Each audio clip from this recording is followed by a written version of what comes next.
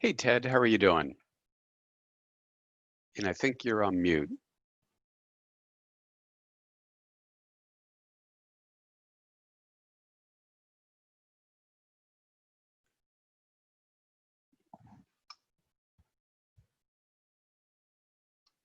And for everybody that's joining, just give us a few minutes here. We'll kind of get everything set up. Uh, Ted, if you want to go ahead and share your screen, I will stop sharing on mine, and then you should be in a position to go ahead and put up your presentation.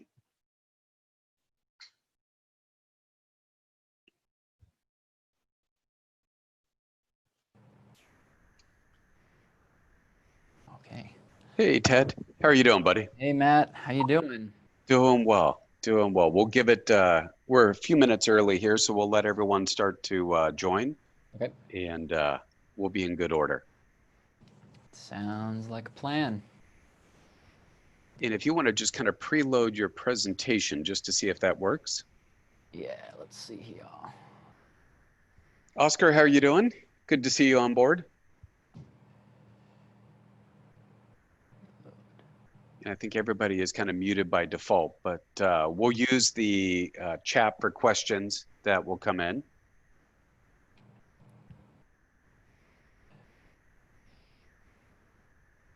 And Ted, I think you should be able to share. Just let me know if there's any issues. There should be down at the bottom just a simple share screen. Yeah, I see it, but it looks like it's disabled for me. Host disabled, attendee screen sharing. You should be in as a panelist, though. Let me.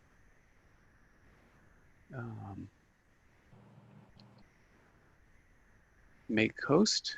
Yep. Okay, so you should have host rights now. Let me see if that will allow you to present. Okay. Oh, there we go. Feel the power. Oh, when technology works. We've had an elevation of privilege. Indeed. And we'll give it just a little bit longer here. Yeah. Okay. Yeah, we'll give it a couple minutes for everyone to join in. Sounds good to me.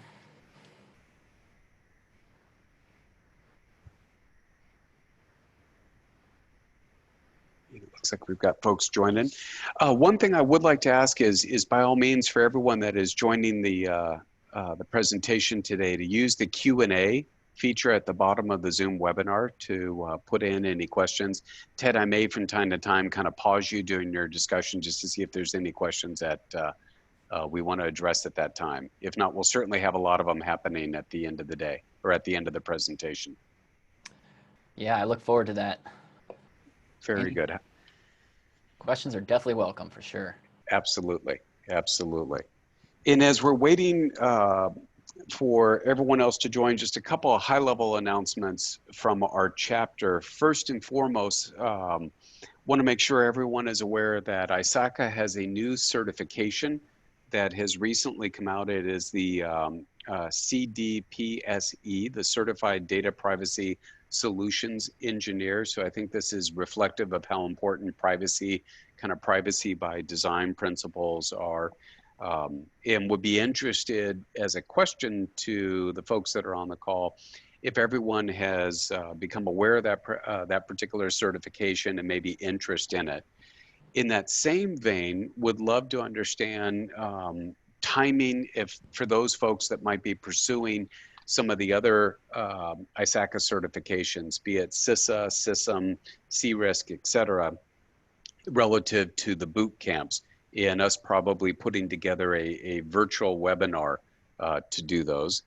And then the other thing that I would like to let everyone know is if you're in an organization and you have open security, governance, risk, compliance type roles, by all means, submit that to our ISACA-SD.org website, and we would love to be able to post those on our chapter site. As I noted in the webinar chat, by all means, feel free to take a look at our site and to put that in there. Would be very, very keen on making sure we continue to promote our local community and making sure everybody that is looking for a job can find one, and everybody that is trying to find somebody has a good pool of participants. Last thing, obviously, is for students.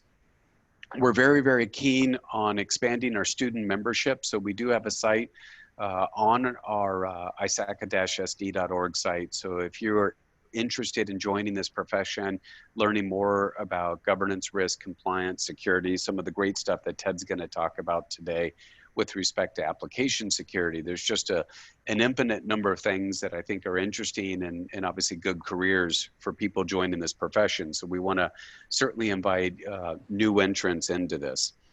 What I'd like to do is turn over the discussion to my friend and fellow San Diegan now, uh, Ted Harrington from Independent Security Evaluators, to talk about some of the important work that's being done in terms of application security. And certainly, Ted, a good opportunity to kind of reference a book that you may have coming out in near order. So without any further ado, please welcome me, or please welcome me in joining, or please join me in welcoming. I am old and I can tell that the shelter in place is not working on my synapses, but please join me in welcoming Ted Harrington to our chapter discussion. Ted. Awesome. Thanks for having me. Thanks, Matt. Yes, all of us need social interaction so that the synapses can continue to fire. So I feel you on that. So thank all of you for carving some time out of your day for us to spend some time together here today. As Matt mentioned, I have a book coming out, and the reason that I wrote this book is because I see many of the same problems present themselves day after day after day. And I see technology leaders, and by that I'm encompassing not only the CTOs and CIOs and VP of engineerings of the world, but also the security side too, right? The CISOs and the security architects, and all of these people are struggling, especially as it pertains to applications, with the minefield that is security, right? It's chaotic, it's difficult, it's complex. It is something that, if you think about it from a developer's standpoint, it's just one of many things that they have to juggle. And it's not always necessarily the top priority. And it's not always the thing that is core to their training. And it's not the thing necessarily that they're thinking about every waking moment of every day. And that shines in contrast to the attacker, who is thinking about these things every single day. Security is accelerating the cost of sales. It's lengthening development timelines. It's becoming a mission critical requirement for customers. And it's just a lot to deal with. And as I find myself in these conversations with different leaders as they're trying to solve those problems, I realize I know how to solve those problems. And that's essentially why I wrote a book and why I wanted to come and speak with you guys today.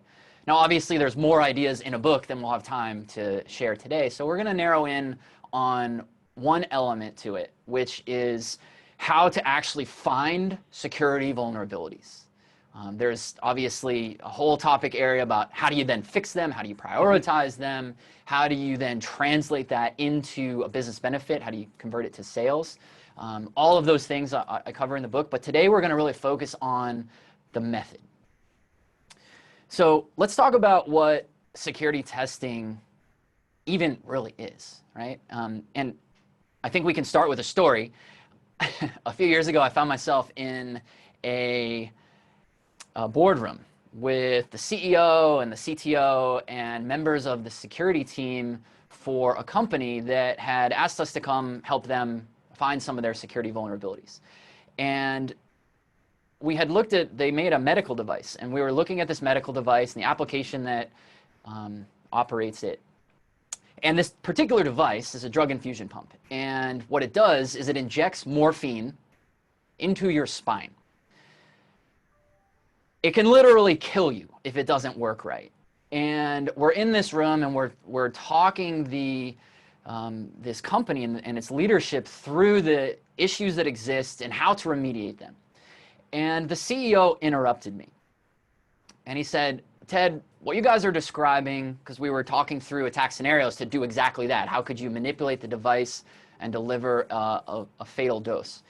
And he interrupts me and he says, Ted, what you're saying, while it might be possible, it's not as severe as what you say.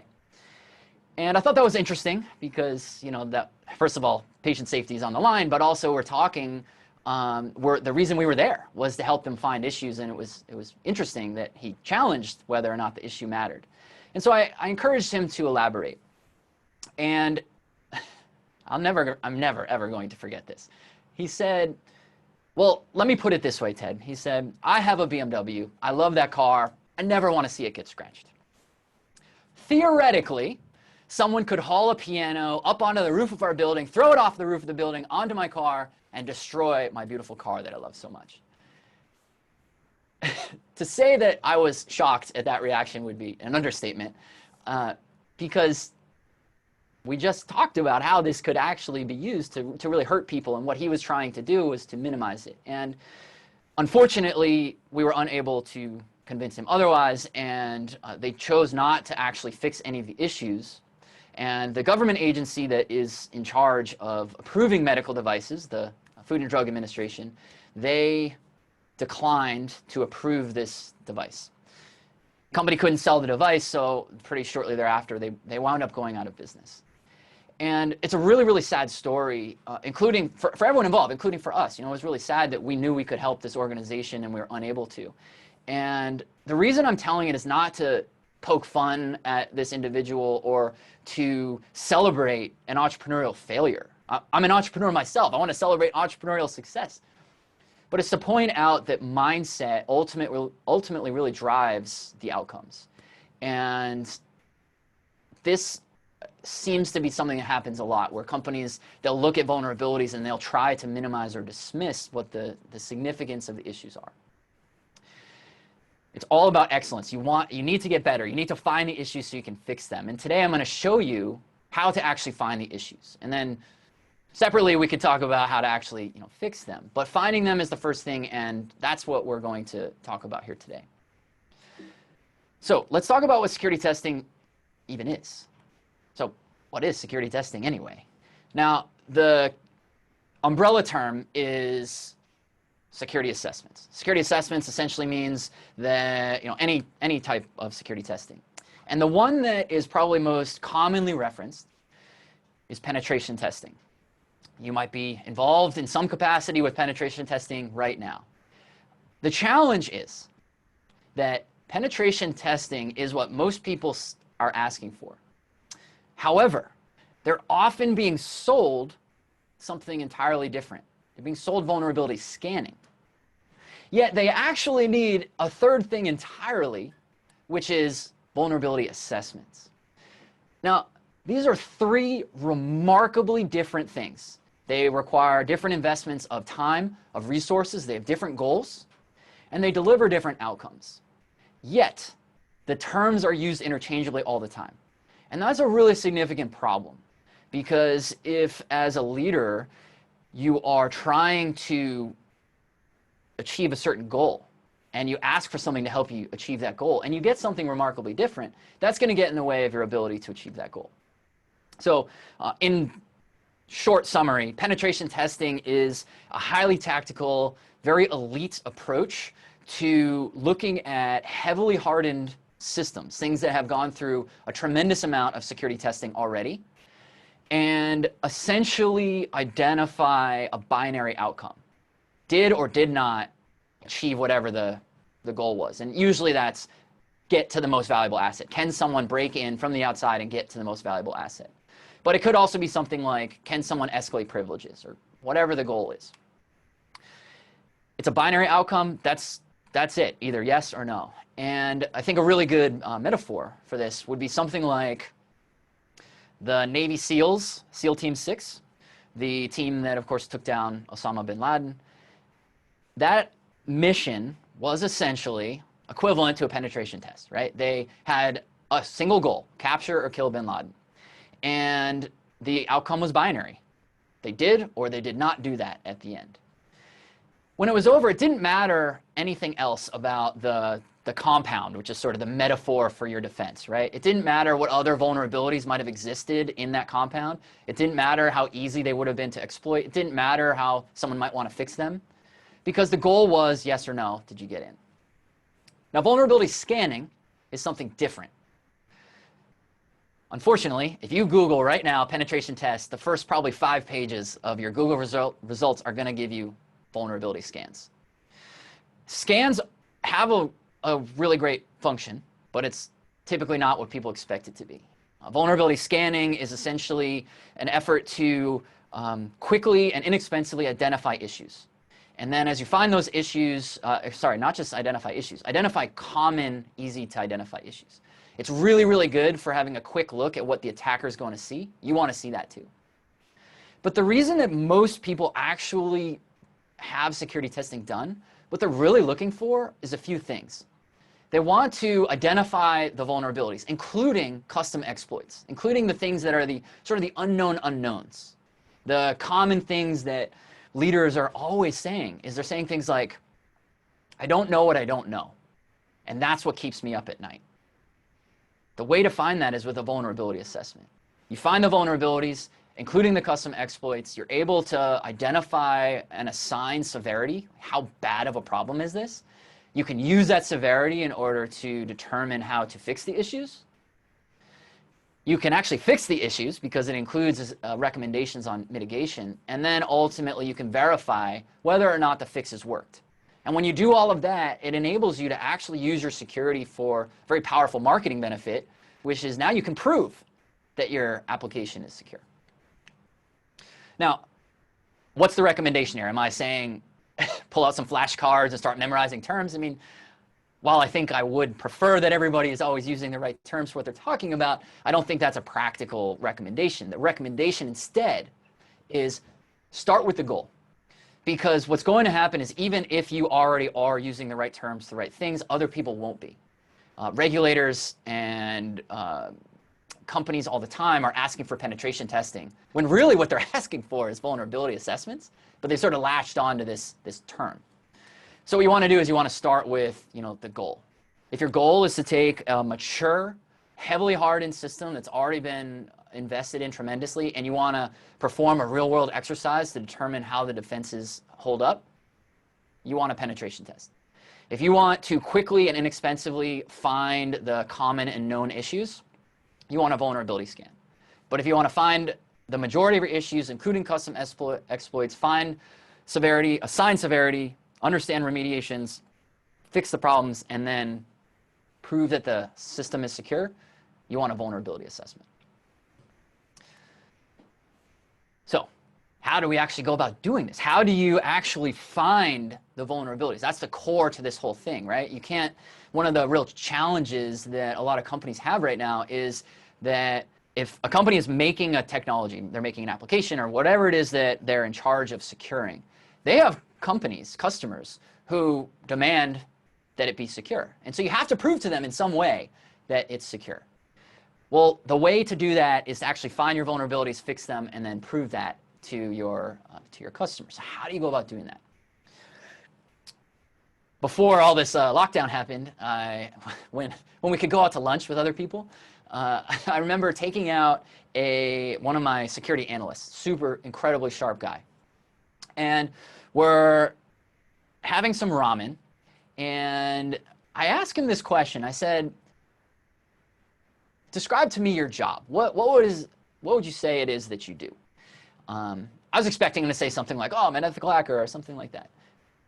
He thought about it for a minute. He put his chopsticks down into the bowl, and he said, well, my job is to apply a malicious mindset and to identify and undermine flawed assumptions that the developer is making.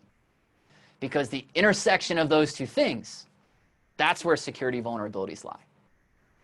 And I thought that was a really powerful way to summarize what it actually means and how to approach finding security vulnerabilities. You have to do these two things. You have to think like an attacker, right? Not think about how a system is supposed to work, but think about how a system is not supposed to work and see if it can do those things.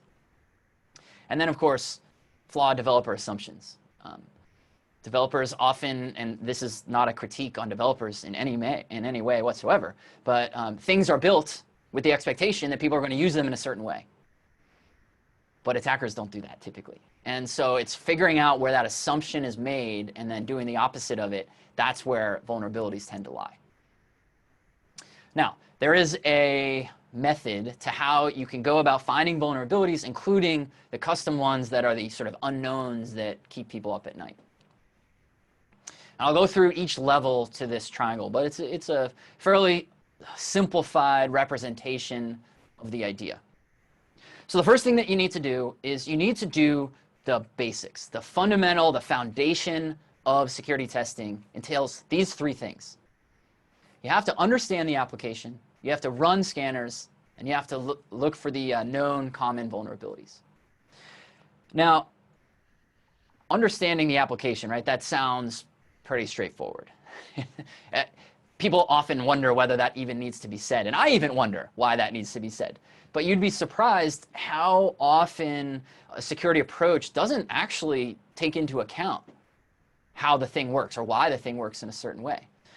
For example, automated scanners, it doesn't matter if the application is for, a piece of software that helps insurance brokers, or that helps people make movies, or that helps people administer healthcare. Whatever it is, doesn't necessarily matter to running a scanner. But it definitely matters as we get into the later stages of how you find and fix vulnerabilities. So you have to understand what the features are, how the users interact, what the authentication models are, what the authorization models are. Then the second thing you need to do is you need to run the automated scanner. Now, we talked about vulnerability scanning before. It has a really great place in the security testing toolkit, and this is where it comes in. Because what it enables you to do is to quickly identify the vulnerabilities that are known. It looks for things like maybe something that's unpatched. And the reason you want to do that is the attacker is going to do that. They're going to do that first. They're going to go see what's the low-hanging fruit. This is how you figure out the lowest of the hanging fruit. And then the third thing that's in the basics is you need to look for known vulnerabilities.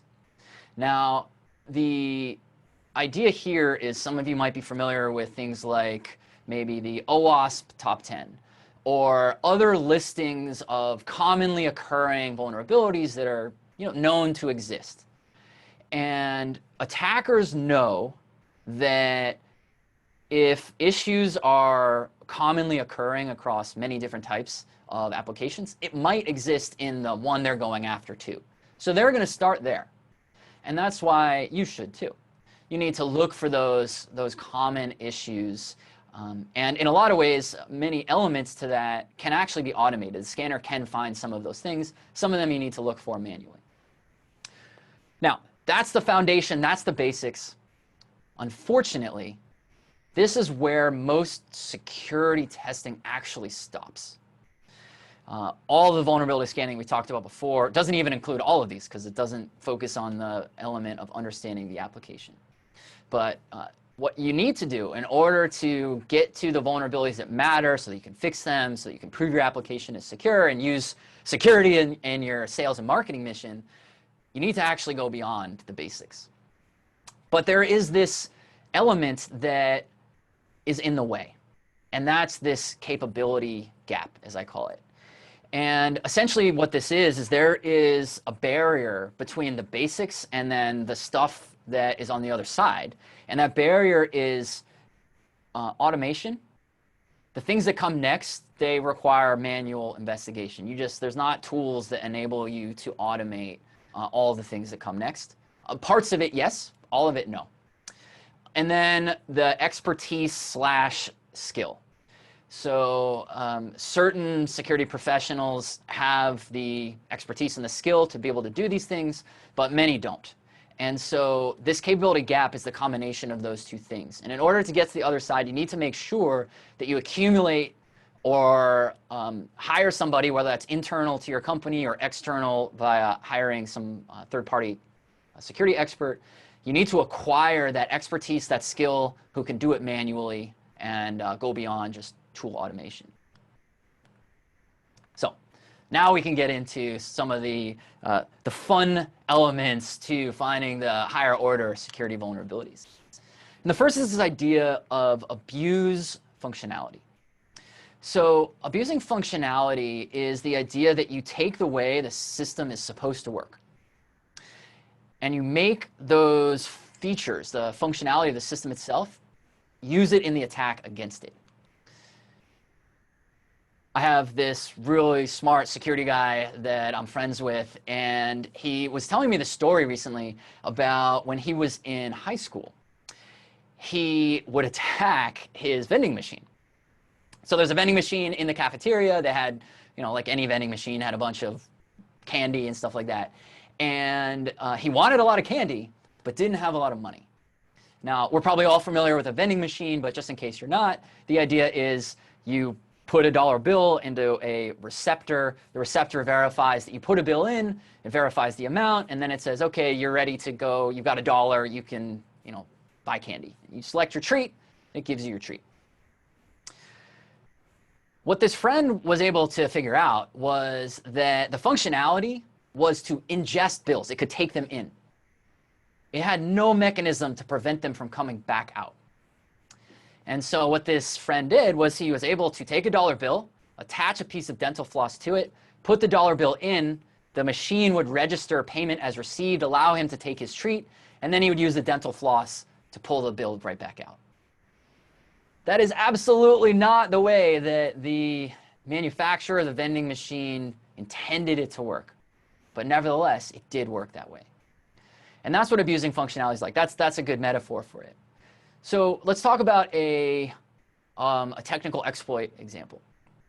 There is a really famous game hacker, a guy who goes by the pseudonym of Manfred. And Manfred found ways to hack online games for about 2 decades before he ultimately decided to retire from that and move on to other things. And what he would essentially look at is the way that these games would treat numbers. So if you're not familiar with the way online games work, most of them have what's called in-game currency.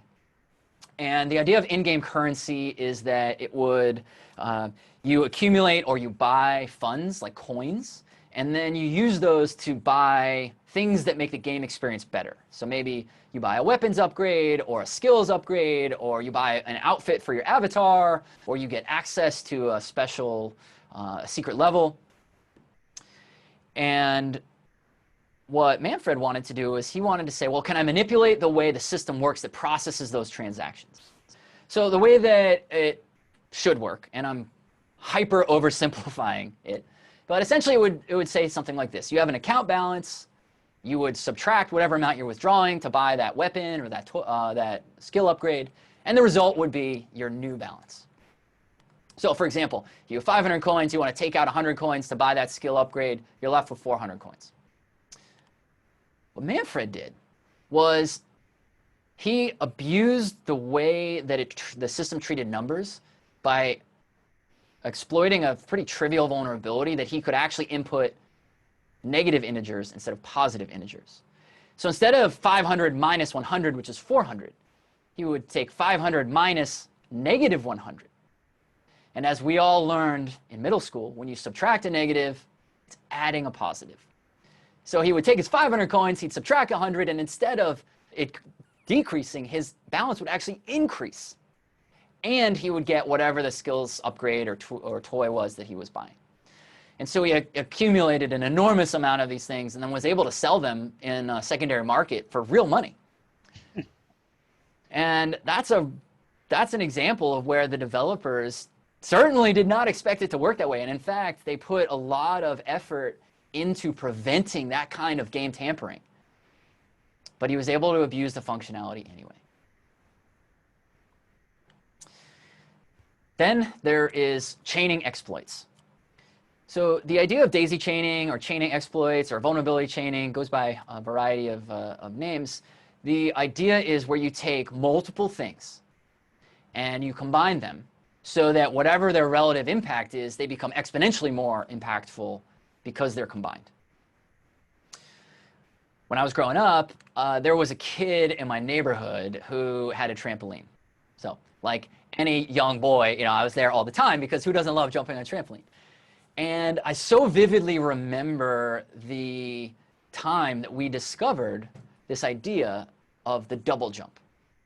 Now, essentially the double jump is this idea that as my friend is landing, if he times it so that as he's landing right as I'm launching, his downward velocity actually amplifies my upward velocity. And we sort of found it by accident, because all of a sudden I get shot like way, way higher than anyone had expected. And I wind up hitting the tree branches that are hanging over this trampoline. I experienced a moment of weightlessness, and then it came speeding back down to earth. And it was terrifying. I thought I was going to die on the way down, and obviously I didn't, because I'm here. At least I'm pretty sure I'm here. And I'll always remember that day, because it was a moment where I learned that two things combined, or multiple things combined, are much more powerful than they are alone. So let's take this idea of daisy chaining, because that's essentially what we're talking about, chaining vulnerabilities, just like chaining jumps on a trampoline. And let's talk about it in a technical exploit. So there's a company that we were working with recently that had a couple of vulnerabilities that you could pair together. It had an information leakage vulnerability and a broken authorization vulnerability. So essentially what would happen would be it had this information leakage issue that meant that any user could enumerate all other users. So if I'm a user, I can figure out every other user's identifier in the entire base. Now that's not a significant, huge problem on its own. You don't want that to happen because it gives more information to an attacker, but it's not catastrophic. However, the authorization model was broken, such that if someone wanted to change their password, all they needed to do to supply to the system to change the password was their user identifier. That's not the way that it should work. But the assumption was, of course, that because you don't have the user identifier of someone else, you can't change it, you can only change your own. Well, because of the information leakage vulnerability, you could get everyone's user identifier. So now when you take these two things together, each of which are somewhat throttled in impact, the result is complete account takeover. Meaning an attacker could do this for every single user in the entire system, including the admin users. That means that they could do absolutely anything they want with the system, to any users. Users could attack other users. It's as bad of a compromise as you can find. But what's interesting as you look at it, you had to actually pair the two together, and you needed to have that sort of intelligent problem solving. You wouldn't be able to use any sort of tool that might be able to automate your way to finding this type of issue. And then finally, the ultimate pinnacle of security testing is the unknown unknowns. I mentioned before the common phrase, we've all heard it, some of us have probably even said it, that I don't know what I don't know. Or we've said, that's what keeps me up at night. That's what the unknown unknowns are. These are the things that we don't even necessarily know about, we can't necessarily even anticipate. Now, when you think about this idea of knowns, there's essentially three modes. There are known knowns. A known known is a vulnerability that you know about and you can do something about. So the outcome of any security testing that you do and you find a vulnerability, that's a known known. It's an issue that you know to exist, you're aware of it, you can do something about it. The second condition would be known unknowns. So that's where there's a type of issue that exists, but you don't necessarily know if it exists in your system. So a real world metaphor for that might be something like flight cancellations, right? You know the risk exists of a flight being canceled, and that might disrupt your travel plans, but you don't know if that necessarily is going to impact your travel day. And then there's the unknown unknowns. And these are the issues that you can't even anticipate because they're so far beyond our existence right now. And so a real world metaphor for that, what would be something like, I mean, certainly what we're living through right now, a pandemic. That's an unknown unknown. We couldn't have anticipated that a particular strain of a virus could impact the global population in this way. So now we're within the unknown unknowns, and this is the pinnacle of security testing. And unknown unknowns themselves, they come in three categories. Those three categories are novel versions of common vulnerabilities. So for example, a common vulnerability is cross-site scripting. It doesn't necessarily matter for the purposes of our meeting today to go into defining and talking about cross-site scripting, but the idea is that's a type of issue that is known to exist, but we don't necessarily know if it exists in a unique way in your system. So the unique element to your system and how it might be susceptible to an otherwise already understood issue, that's essentially the first type. The second type is the previously unknown attack methods. So this would be something like a way to exploit a system that, as of today, we don't necessarily know about, but it exists. Maybe the attacker knows about it. And I'll come back to that in a moment. And the third type is 0 days in the supply chain. So 0 days, if you're not familiar with the term, that is a 0-day vulnerability. It essentially means critical vulnerability that can be exploited in the wild right now. It comes from the phrase that as a defender, you have 0 days to remediate the issue before it's exploitable. It's exploitable right now. This is sort of the worst case scenario is O days. And so O days in the supply chain might be something like you're building an application leveraging a cloud platform, and there's a vulnerability in the cloud platform. You're not going to be performing your own security testing on Azure or on GCP or on AWS. Well, most likely you won't. Even the largest enterprises in the world typically don't do that. Some do, but most don't. And so you deal with that through defense in depth. That's sort of its own whole meeting that we could have about defense in depth. But let's talk about previously unknown attack methods. One of my favorites, just because it sounds awesome, is this idea of request smuggling. I still can't get over how good of a, like, we have the best terms in security. Whoever came up with that just wins. So here's the thing about request smuggling. From the moment that this attack type became viable, it was 16 years before it was ever documented. So 16 years, there were applications vulnerable to this attack technique and no one even knew about it. Add another 15 years on top of that, and that takes you to today. And most people still don't even know what it is. Even though it's documented now, most people still don't know what it is. So you're talking about 30 years, 30 plus years that something like this has existed, and it's completely an unknown to many people. Essentially, the way that it works is it takes advantage of the way that a web application might work. So web applications receive a lot of requests. And in order to do that, there are essentially two ways that you can handle all these requests. You can build one really expensive server to handle all of those requests, or you can build multiple inexpensive servers to handle the requests, and then it sort of like parses between them. And in most cases, the better business decision is build multiple inexpensive servers. But to do that, you need a function called the load balancer that is essentially the traffic cop who directs what goes to which server. Now, those two things, the software in the load balancer and the software in the web server, they're supposed to operate exactly the same way. But when there is a slight difference in the implementation, that's what an attacker can exploit. So for example, if a request is supposed to end in a certain format and it doesn't end in that certain format, the software has to decide what to do with it.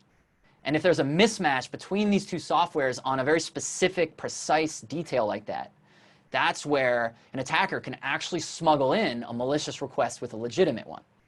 So essentially what would happen is an attacker would be able to take a legitimate request and combine it with a malicious request.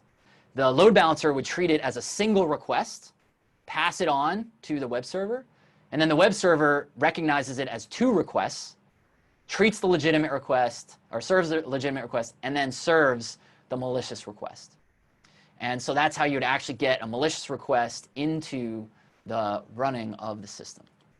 And the reason that I'm breaking down this particular attack type is that this is a great example of an attack technique that was around for a super long time and no one knew about it. This is why you need to really get to that pinnacle of security testing, is to try to find these kinds of just crazy issues. And there's no tool that can automate these kinds of issues. And this is why the investment of time and money and effort is valuable because you're able to identify these challenges.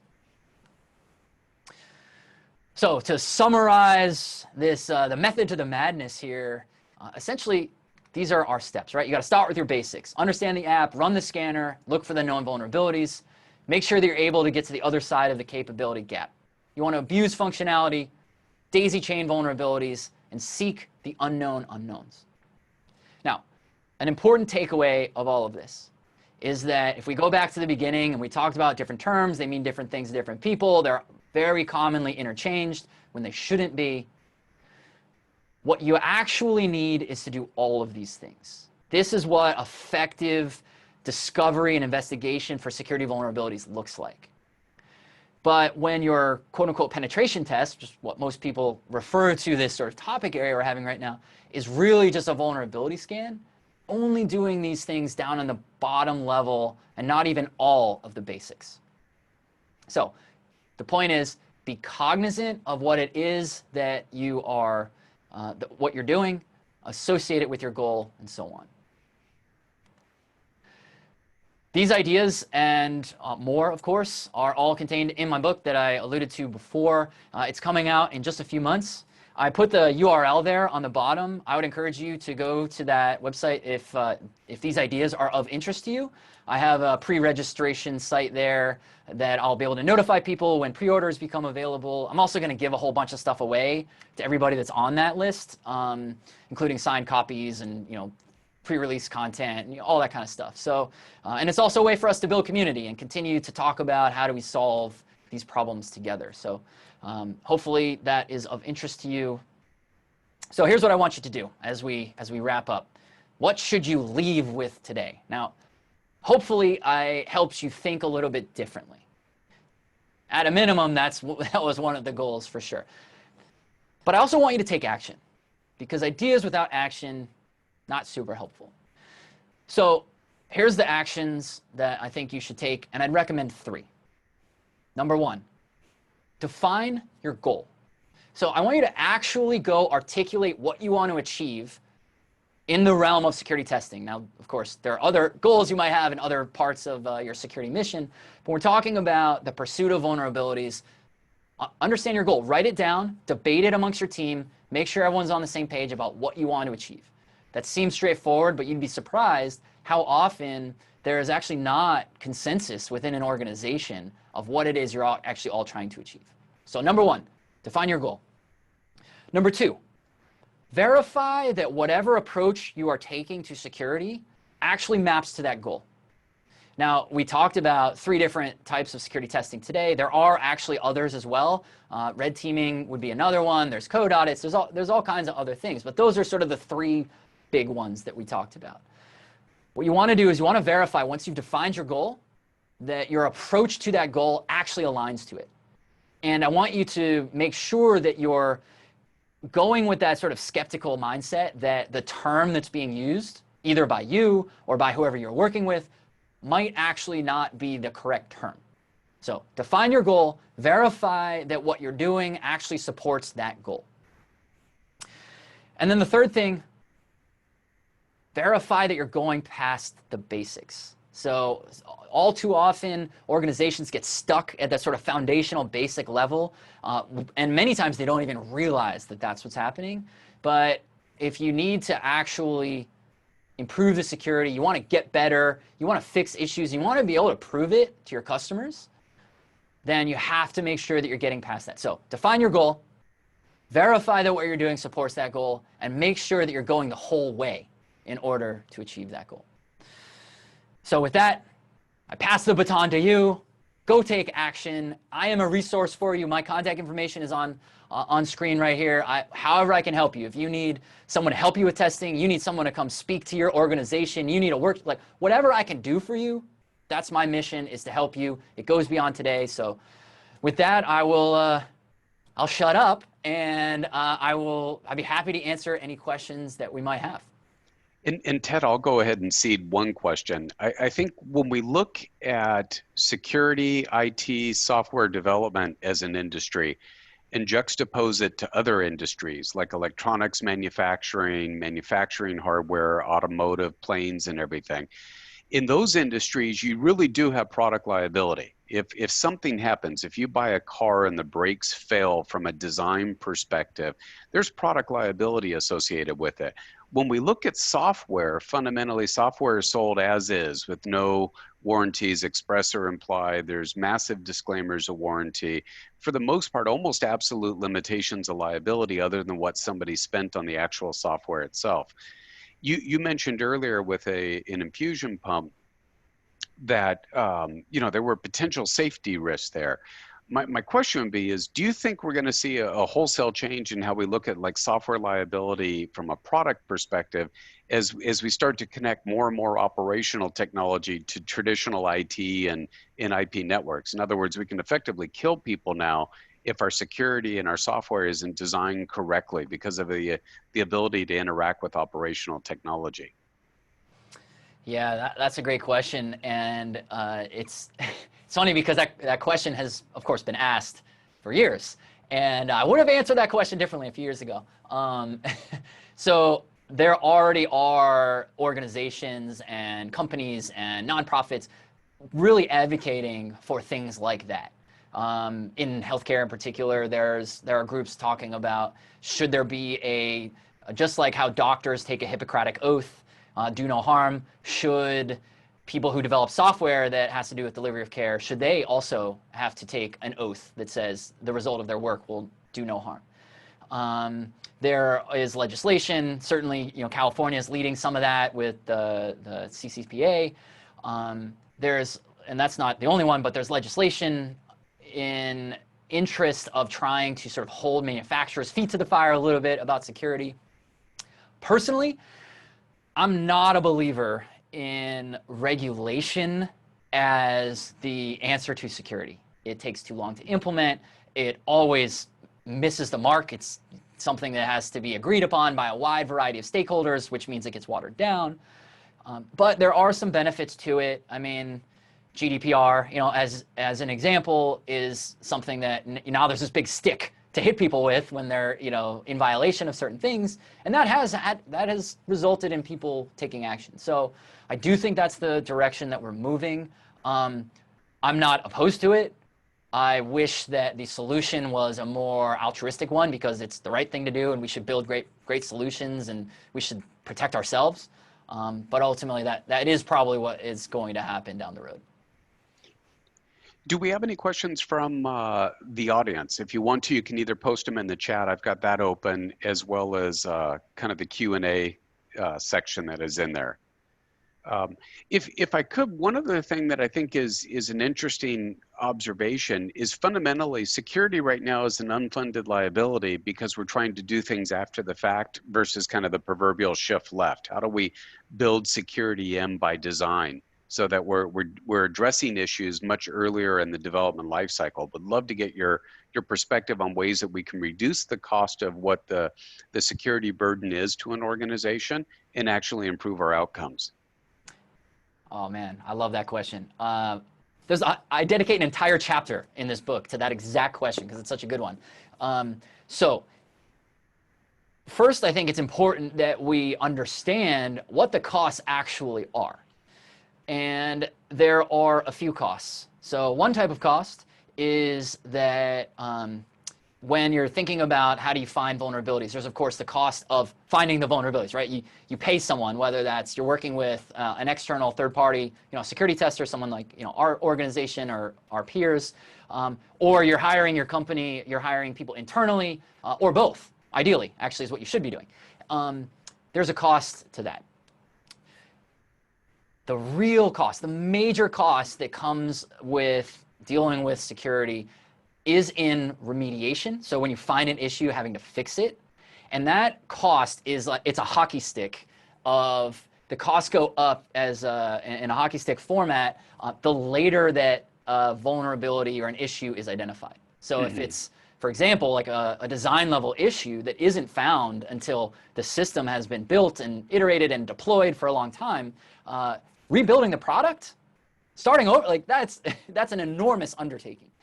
And what's really hard about companies, what's really hard for companies to understand about that is you don't really see that as well on your profit and loss statement, because you're already paying your developers, and profit and loss is their salary, their overhead, all that stuff. That's already in there. But what plummets is their productivity. Exactly. Because since they have to deal with fix the thing they already built, now they have to, they can't develop that other feature. And so our advocacy is you want to build security into every step of the process, because it will actually reduce slightly your material expense. So how much you spend on consulting fees or whatever to find those vulnerabilities. But the real savings is, the data that we've seen is, it's in the order of about 25 times, like a multiple of 25 times is the savings of effort. If you can move it from the top of that hockey stick down to the lower end, that's how you do it. So that's not an uphill battle, but it's educating people on that case to say, hey, I know that you're rushing to build this product. I know that you have people breathing down your neck to hit the deadline. I know that you're cutting out anything except what's the bare bones for a minimum viable product. I know you have deadlines. I know you have pressure. You got to do security. It's easy to say, well, security can come later, because it's no sense to secure something if we don't have customers. Exactly. But that pain is enormous if you push it off to later. Very good. We have a bunch of questions coming in, so we'll kind of do these in somewhat rapid order. So the first one is from Ashley. What recommendations do you have for software companies that are wanting to improve their code security?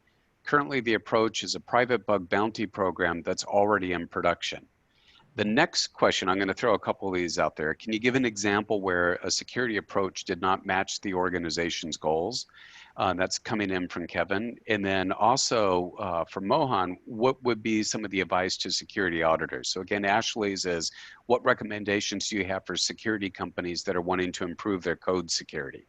Okay, cool. Yeah, I'll knock those out one at a time. I can answer all of those. So the first one was about bug bounty. I've already forgot the 3 questions. Can you repeat? Yeah, so the first one is, what recommendations do you have for software companies that are wanting to improve their code security? Currently, the approach is a private bug bounty program, but that's already in production. Got it. Okay, yeah. So bug bounty program, great. Keep that going. I do not recommend that you abandon that. But it's important to note this. Bug bounties need to be in addition to, not a replacement for, your security testing. And the reason for that is its own talk. There's lots and lots and lots and lots of reasons for that, but that's a really common misperception. But in summary, it's because with bug bounties, you're relying on the crowd, you're narrowing and you're really controlling kind of what they're going to do. You don't have control over their level of skill or expertise. The motivation, the incentives are actually pretty low for talented researchers to participate in certain bug bounty programs. So what you want to do is you want to get all the benefits of bug bounty program, which is a much broader reach, the optics of it, certainly, that being able to say you run a bug bounty program. You want to be able to get those benefits. But where the real meat of your testing is going to come is when you do the kinds of things we talked about today, actually go and find your vulnerabilities through, I don't know what your goals are yet. I'd be happy to talk to you offline if you want. But most organizations, the goal is aligned with vulnerability assessment. So assuming that's what your goal is too, basically everything we talked about today is what I would recommend. And I would pair it with actually the question that Matt asked about building security into the development process. And I would be happy to send you the entire chapter that I already wrote answering that question, if you forgive typos and other editing, I'm sure are in there. So exactly. That's the first question, I think. The next question coming in from Kevin Shaw is, can you give an example where a security approach did not match the organization's goals, where there's effectively a disconnect there? Yes. Well, how much time do we have? I have so many stories that are like this.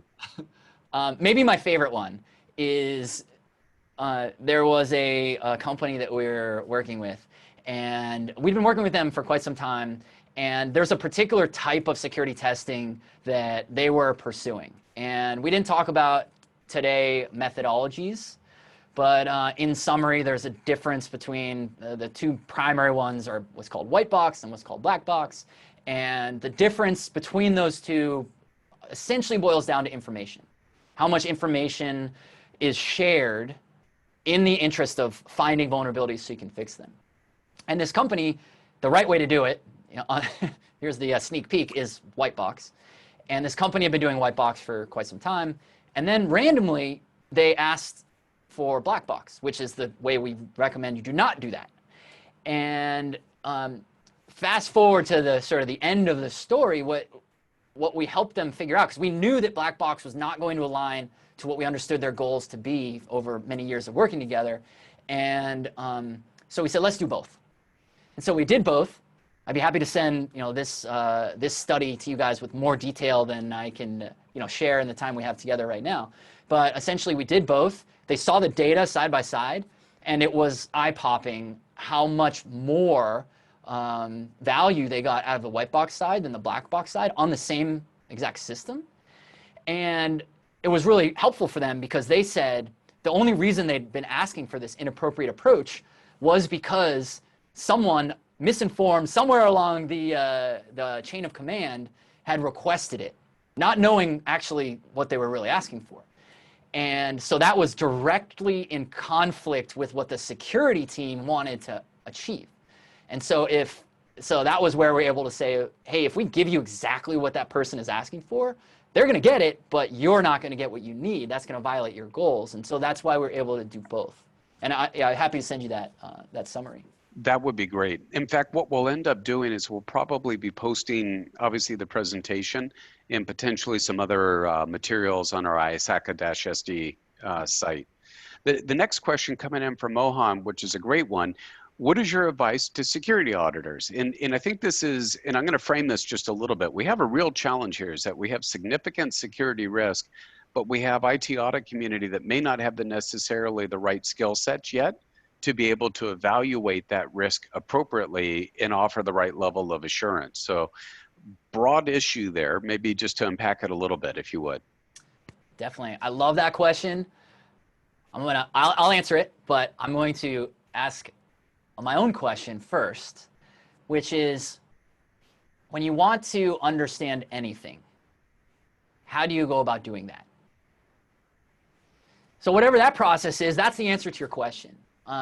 Because what I believe is layered into your question, and if we were together, I would ask a couple clarifying questions, but what I believe you're asking, right, is how do I, as someone who doesn't necessarily have that either experience or viewpoint that maybe an ethical hacker might, how do I know that, hey, there's a red flag here I should be thinking about? My counsel to you would be exactly what you're doing in this talk right now. Go learn it. Go listen to security researchers. You can watch talks at DEF CON. You don't even have to go to well, there isn't even DEF CON this year, but there's tons of talks that are online that, like anything you do, the more you study it, the more you read, the more you consume, the more you challenge your own assumptions, all of a sudden you'll start to realize that you're learning, even though it doesn't feel like it at the time. And so one of the things that I can definitely recommend offline for all of you guys is what are some talks that I might recommend you see? What are some white papers to read? I think the simplest, easiest answer is just go, they're all over YouTube, just go watch talks from DEF CON. DEF CON is, if you're not familiar with it, it's probably the best security research conference. And that's drawn in contrast from the big security, the more commercial ones like RSA, et cetera. But DEF CON is really about research, and anyone who speaks at DEF CON that's the person that you need to learn from, you need to hear from. I know many of them, and I can point you in the right direction, even based on what topic area you're interested in. Excellent.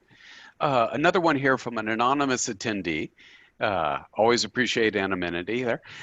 Is there a particular threat model that Ted would recommend for us? And Ted, I know when you and I were kind of going through things, I talked about Stride and Shostak's work, but would be interested in threat models. And that's one where, again, I think threat modeling has a semantic issue very similar to penetration tests, vulnerability scanning, and vulnerability assessment. It does indeed, yeah. I wish my book was out. I would just send all of you guys my book because every single one of your questions is answered in this book. I love that question too. So threat modeling. Okay, so my counsel, what I would guide you on as you think about threat modeling, I'm not against any of the traditional frameworks, Stride, of course, being one of them. That's great. I think it's fantastic to have a framework like that.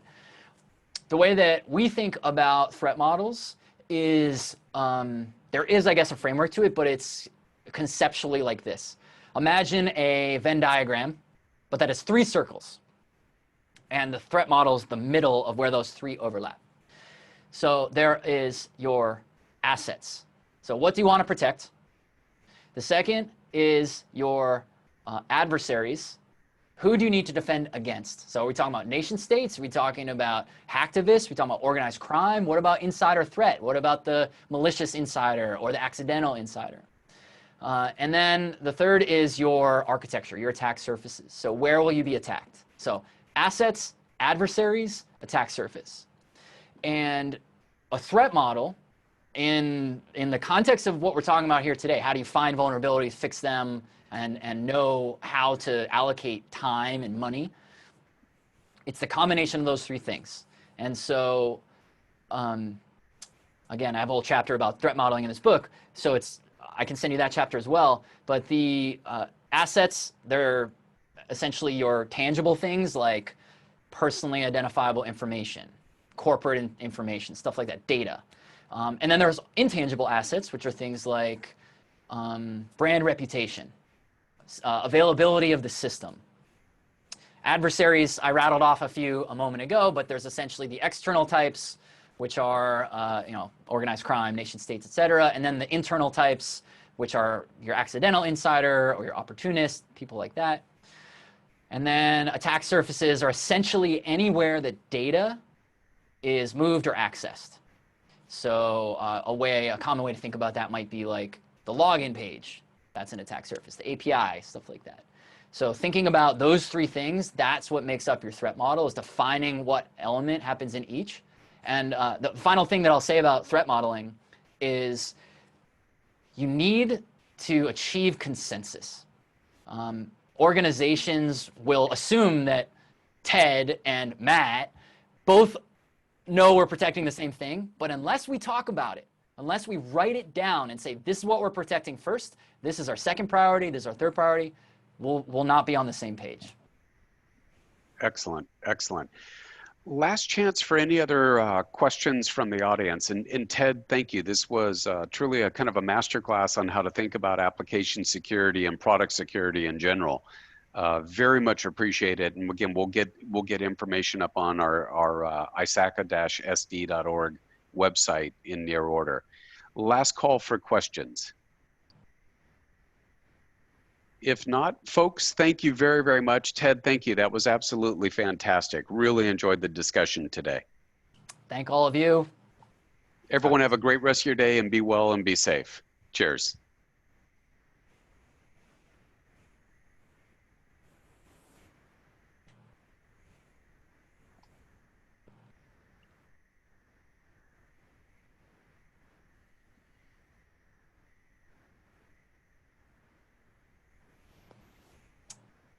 All right, well, I'll drop off. I appreciate everybody. Yep. Matt, as people reach out to you, I know I just rattled off like 5 or 6. I can't even remember all the things that I suggested that I would send. So if people have a specific thing they want to follow up with me, definitely have them feel free to contact me. I'm more than happy to share whatever, and I'll get with you to send anything else. So. That would be great. Thanks a lot.